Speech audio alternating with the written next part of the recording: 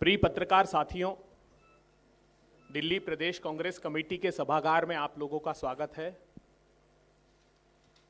आज हम अभिभूत हैं कि हमारे बीच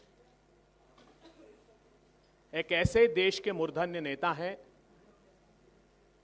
एक ऐसे देश के कर्णधार हैं जिन्होंने न सिर्फ देश के विकास में अपितु देश के शहरी विकास को प्रशस्त मार्ग दिया।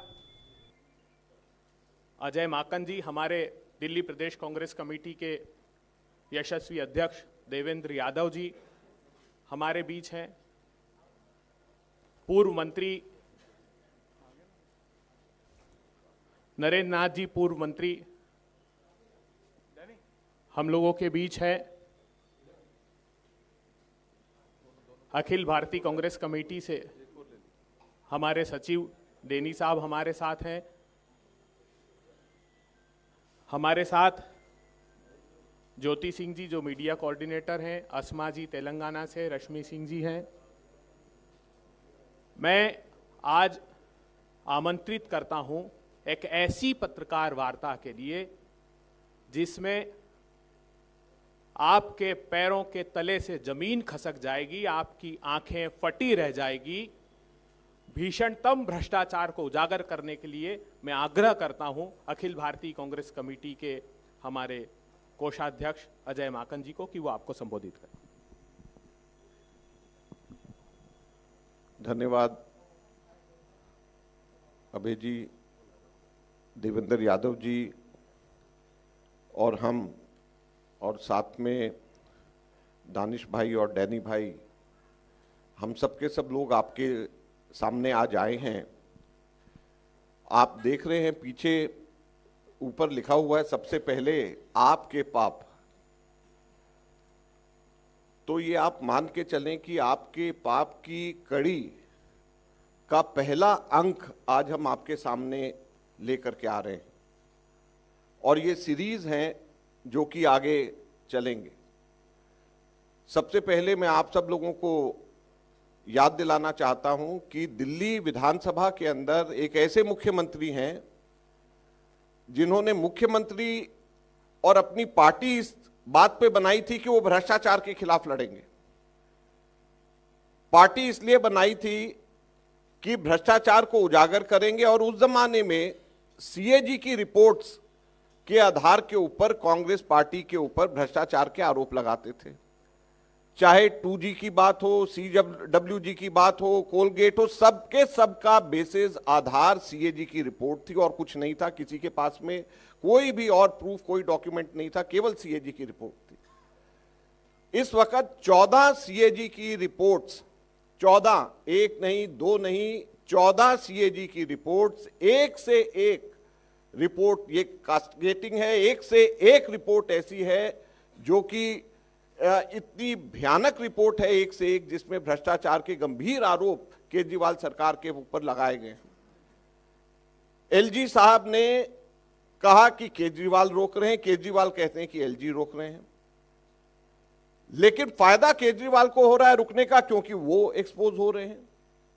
तो आज हम उन्हीं केजरीवाल से पूछना चाहते हैं कि आप हमें ये बताएं कि ये भ्रष्टाचार के से भरे हुए पन्ने, जिसको एक ऐसे ही एक पन्ने को 14 में से एक जो कि हेल्थ के मुतल्लिक है, जिसके अंदर मैंने ये देखा और पाया 382 करोड़ रुपए का घोटाला केजरीवाल के ऊपर सीधे सीधे इसके अंदर है। 382 करोड़ का घोटाला। सबसे पहले ये घोटाला क्यों है, कैसे है, कहने से पहले मैं अनुरोध करूंगा अभय जी को कि एक 10 सेकंड का वीडियो आप लोगों को केजरीवाल जी का ही सुनाएं और हम फिर उससे शुरू करेंगे कि ये घोटाला क्या है। ये तो गिनीज बुक में आना चाहिए कि भारत में एक दुनिया में एक ऐसी सरकार भी है जो हर काम में पैसे बचाती है। दिल्ली में हम टाइम के पहले काम कर लेते हैं और जितने का बनना होता है उसमें हर एक काम में पैसे बचाते हैं। दो चीजें केजरीवाल जी कह रहे हैं कि टाइम से पहले कर लेते हैं और पैसे बचाते भी हैं। तो ये सीएजी की रिपोर्ट ये कहती है कि पिछले 10 वर्षों के अंदर 3 हॉस्पिटल्स सिर्फ बन करके तैयार हुए, और वो तीनों के तीनों हॉस्पिटल्स ऐसे हैं, नए हॉस्पिटल्स या एक का एक्सटेंशन है। वो तीनों के तीनों की शुरुआत कांग्रेस के समय पे हुई। अब इंदिरा गांधी हॉस्पिटल उसके अंदर डिले जो हुआ वो 5 साल का था। बुराड़ी का हॉस्पिटल डिले 6 साल का, Maulana Azad dental hospital delay 3 साल का। लेकिन यह सिर्फ डिले नहीं है, जितने का टेंडर अमाउंट था उसके ऊपर खर्च, फालतू खर्च, जो कि केजरीवाल कहते हैं कि जो सैंक्शन टेंडर अमाउंट होता है मैं उससे कम कर देता हूं। इंदिरा गांधी हॉस्पिटल के अंदर 314 करोड़ फालतू खर्च हुए, बुराड़ी हॉस्पिटल के अंदर 41 करोड़ फालतू खर्च हुए, और मौलाना आजाद डेंटल के अंदर 26 करोड़ रुपया फालतू खर्च हुआ। कुल 382 करोड़ 52 लाख रुपए फालतू खर्च हुए टेंडर अमाउंट से। ये मैं नहीं कह रहा, ये सीएजी की रिपोर्ट कह रही है, और इसलिए केजरीवाल इस सीएजी रिपोर्ट के ऊपर बैठ गया और इसको विधानसभा में पेश नहीं होने दिया। ये मैं सीधे सीधे केजरीवाल साहब की सरकार और केजरीवाल के ऊपर आरोप लगा रहा हूं कि सीएजी रिपोर्ट को रोकने का कारण सबसे बड़ा ये है। और यही नहीं, इस सीएजी की रिपोर्ट ने बहुत सारी और कमियां, जो कि ये कहते हैं कि हमने वर्ल्ड क्लास इंफ्रास्ट्रक्चर तैयार कर दिया, उसके लिए ये कहती है, और वो हम एक एक करके आपको बताते हैं। सीएजी का ये कहना है कि 2007 से लेकर 2015 के बीच 15 प्लॉट्स दिल्ली सरकार ने एक्वायर किया और उसमें से एक भी जगह काम शुरू नहीं किया। 15 प्लॉट जहां पे हॉस्पिटल्स बन सकते थे, डिस्पेंसरीज बन सकते थे, वहां पे कहीं पर भी काम शुरू नहीं किया। यही नहीं, 2016-17 से लेकर के 2021-22 तक इंफ्रास्ट्रक्चर प्रोजेक्ट्स में जितने पैसे सैंक्शन हुए उसमें से 2623 करोड़ रुपया लैप्स हो गया, खर्च ही नहीं कर पाए। और ये वो समय है, अगर आप याद रखें, जब कोविड आ रहा था। कोविड से पहले का और कोविड के दौरान और कोविड के बाद का समय केजरीवाल साहब की सरकार का ये क्रिमिनल नेग्लिजेंस है, हम ये कहना चाहेंगे। 2623 करोड़ रुपया लैप्स हो गया, जो ये खर्च ही नहीं कर पाए। आज इनको इस चीज का भी जवाब देना पड़ेगा। यही एक कारण था जिसकी वजह से इन्होंने वहां पे सीएजी की रिपोर्ट पेश नहीं करी। कोविड के दौरान कुल केंद्र सरकार से 635 करोड़ रुपए इनको मिले, और उसमें से 635 करोड़ में से 360 करोड़ रुपया खर्च ही नहीं कर पाए। दिल्ली में कोविड के दौरान लाशों का अंबार था, हॉस्पिटल बेड्स नहीं थे, आईसीयू नहीं थी, ऑक्सीजन नहीं था, और केंद्र सरकार से जो ग्रांट दिल्ली को मिला उसमें से 56% ये खर्च ही नहीं कर पाए। लैप्स हो गया, जो पैसा इनको केंद्र सरकार को वापस करना पड़ा। तो इससे बड़ा कोई क्रिमिनल नेग्लिजेंस नहीं हो सकता, जहां पर एक और लोग ऑक्सीजन को तरस रहे, बेड्स को तरस रहे, अलग अलग चीजों को कोविड के दौरान तरस रहे। 635 करोड़ में से 360 करोड़ रुपया इनको वापस केंद्र सरकार को कर दिया, जो इनके पास में पैसे आए हुए इनसे खर्च नहीं हुए। आप लोग भी मीडिया के तरफ से बहुत बजट अनाउंसमेंट्स को बड़े बड़े हाईलाइट करके आप लोग लिखते हैं। 2016-17 कोविड से 2 साल पहले से लेकर के 2020-21 तक 4 बजट्स के अंदर इन्होंने अनाउंस किया, अलग अलग बजट्स में, कि हम 32,000 बेड्स दिल्ली के अंदर लेकर के आएंगे, बनाएंगे हॉस्पिटल्स में। किसी साल कहा 10,000 बनाएंगे, किसी साल कहा 15,000 बनाएंगे, किसी साल कहा 3,000 बनाएंगे, किसी साल कहा 5,000 बनाएंगे, ऐसा करके 32,000 बेड, और सब जगह खूब बढ़िया से अखबारों के अंदर हेडलाइंस बटोरी। लेकिन 32,000 बेड्स के अनाउंसमेंट के विरोध में, के अगेंस्ट में कितने टोटल बेड्स बने? मात्र 1,235 बेड, यानी 3.8% की सिर्फ अचीवमेंट। टोटल 32,000 कह रहे हैं और 1,235 बेड सिर्फ बना रहे हैं दिल्ली के अंदर। ये कहीं पर भी किसी ने भी रिसर्च या किसी ने भी आप लोगों ने छापा, ये इस सीएजी की रिपोर्ट के अंदर है, जिसके ऊपर बैठे हुए हैं, जो ये नहीं चाह रहे कि दिल्ली की जनता को पता चले। एक तरफ इनसे पैसे खर्च नहीं हो रहे, एक तरफ ये पैसे वापस कर रहे हैं। सीएजी ने अलग अलग हॉस्पिटल्स के अंदर जाकर के ये देखा कि यहां पर बेड्स के अंदर पेशेंट्स की क्या स्थिति है। आप हैरान हो जाएंगे, दिल्ली के अंदर 9 ऐसे हॉस्पिटल्स हैं जिसके अंदर बेड ऑक्यूपेंसी रेट 101% से 190% है, 101 से 190%। अब आप ये कहेंगे कि 190% कैसे हो गया? 190% ऐसे हो गया, डबल ऐसे हो गया कि एक बेड पे 2-2 पेशेंट लिटाए गए। दिल्ली के अंदर, राष्ट्रीय राजधानी के अंदर 9 ऐसे हॉस्पिटल्स हैं, सीएजी की रिपोर्ट कहती है कि जिसमें 101 से 190% जहां पर ऑक्यूपेंसी रेट्स हैं, यानी एक बेड के ऊपर एक आदमी, एक पेशेंट की जगह 2-2 पेशेंट लिटाए गए हैं। 9 ऐसे हॉस्पिटल्स हैं। 7 ऐसे हॉस्पिटल्स हैं जहां पर 109% से 169% तक की बेड ऑक्यूपेंसी रेट है, वहां पर भी लगभग जो है डबल पेशेंट एक एक बेड के ऊपर लिटाए गए हैं। यानी दिल्ली में 16 ऐसे हॉस्पिटल्स हैं टोटल 27 में से जहां पर की बेड ऑक्यूपेंसी रेट, जहां पर एक एक बिस्तरे के ऊपर 2-2 आदमी लिटाए जाते हैं। ये आज दिल्ली के अंदर चिकित्सा की व्यवस्था है। ये सीएजी की रिपोर्ट कहती है, ये मैं नहीं कह रहा हूं। हमारे 4 हॉस्पिटल्स को सीएजी ने सर्वे के लिए चुना। लोकनायक जयप्रकाश नारायण हॉस्पिटल, चाचा Nehru Bal Chikitsalaya, Rajiv Gandhi super speciality hospital और जनकपुरी सुपर स्पेशलिटी हॉस्पिटल। उसके अंदर ऑपरेशन थिएटर के बारे में और वेटिंग के बारे में, इंफ्रास्ट्रक्चर के बारे में क्या स्थिति है, आपकी आंखें खुली रह जाएंगी जो सीएजी ने अपने रिपोर्ट के अंदर पाया। लोकनायक हॉस्पिटल के अंदर एक ऑपरेशन थिएटर जो सर्जरी डिपार्टमेंट का, वो फंक्शन ही नहीं कर रहा, काम ही नहीं कर रहा। लोकनायक हॉस्पिटल, आप सब लोग जानते हैं कि बर्न्स को लेकर के, जलने को लेकर के सबसे बड़ा हॉस्पिटल दिल्ली के अंदर है, सफदरजंग सेंट्रल गवर्नमेंट का, लोकनायक दिल्ली सरकार का। वहां पर सर्जरी जो जलने से लेकर के है, उसका वेटिंग टाइम 12 महीने का है, 1 या 2 हफ्ते नहीं, 12 महीने का। दूसरी सर्जरी जो है लोकनायक हॉस्पिटल में 3 महीने का वेटिंग टाइम है। ये राष्ट्र की राजधानी है।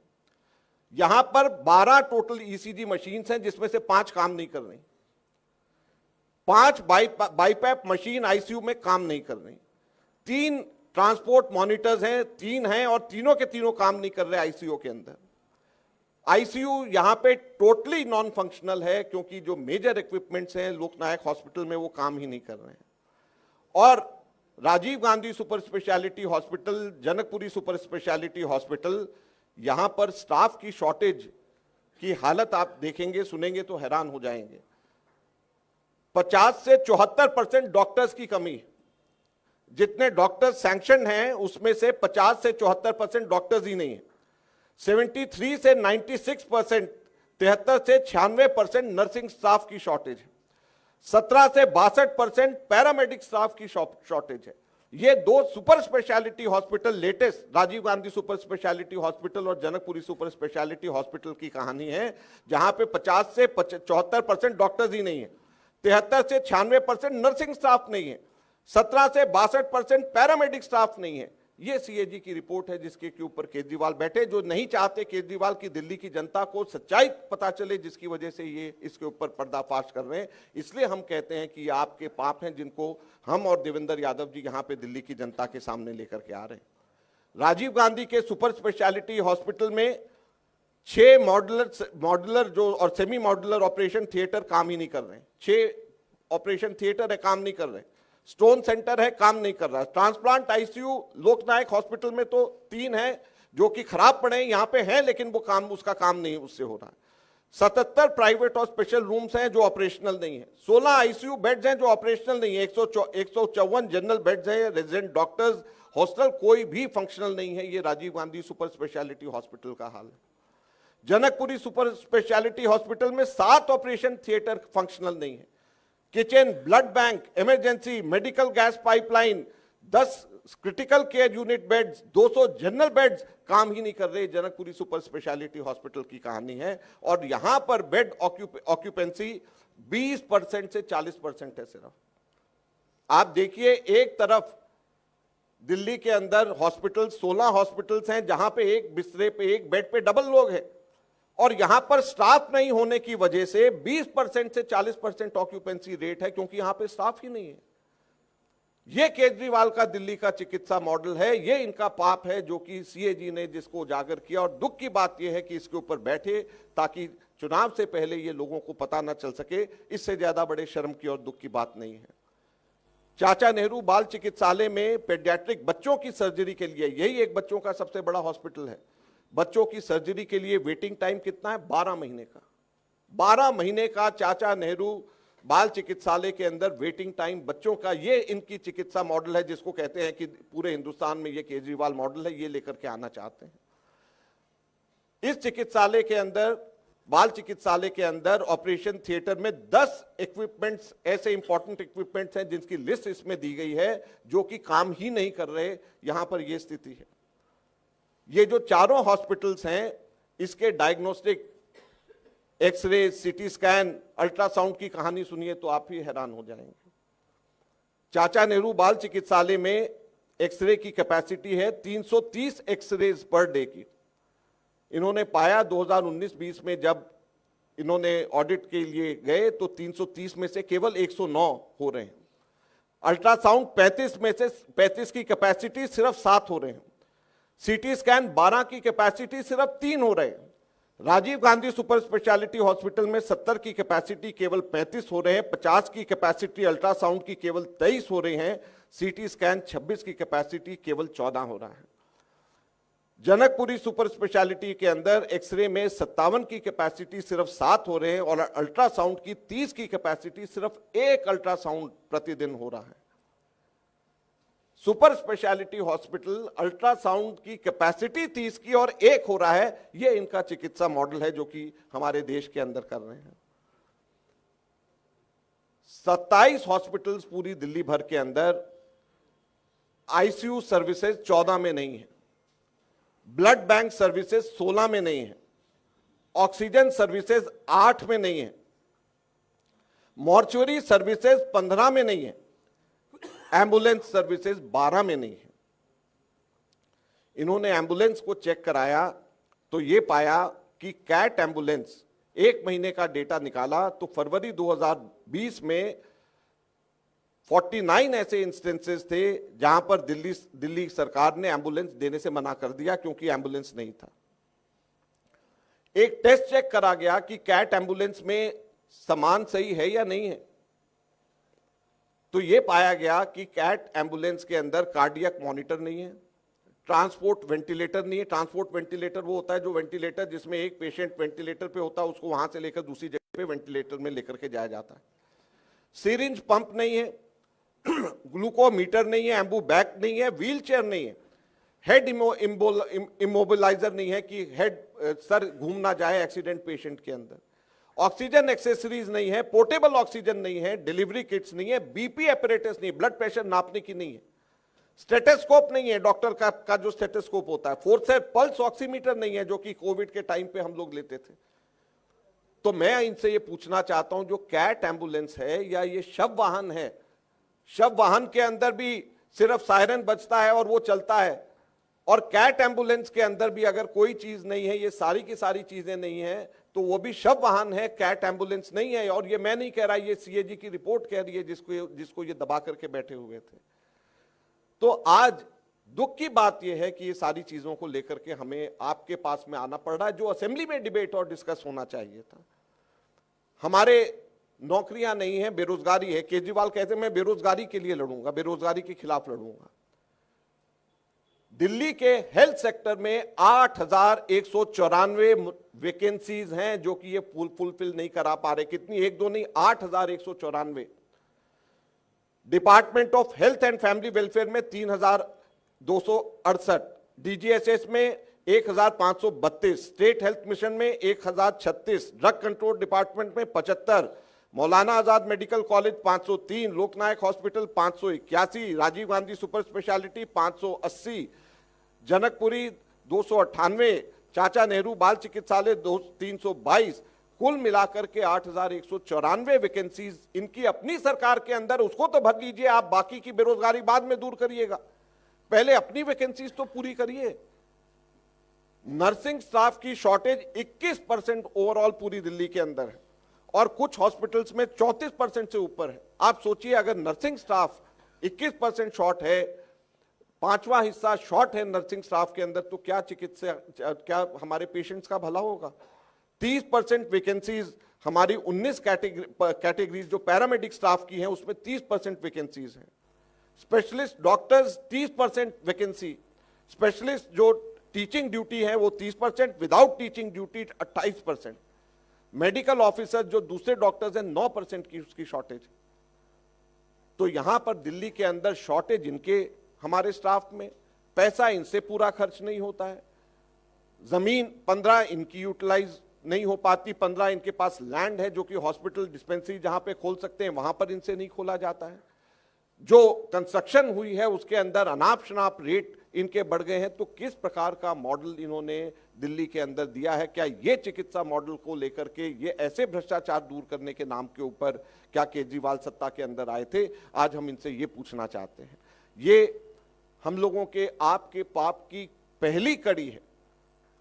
आज मैं फिर से दोहराना चाहता हूं, पहली कड़ी है, इसकी और कड़ियां हम लोग खोलेंगे और आप हैरान होंगे कि किस प्रकार का शासन इन्होंने दिया है। और इसलिए मैं कहता हूं हमेशा से, ये केजरीवाल नहीं, ये फर्जीवाल है। और जो दूसरी बात मैंने कही कि ये क्यों राष्ट्रद्रोही हैं, देशद्रोही हैं, वो भी चुनाव से पहले उसकी भी अलग से इसी प्रकार से प्रेस वार्ता करके उसको भी मैं यहाँ पे खोलूंगा, यहाँ पे आप लोगों को बताऊंगा। बहुत बहुत धन्यवाद।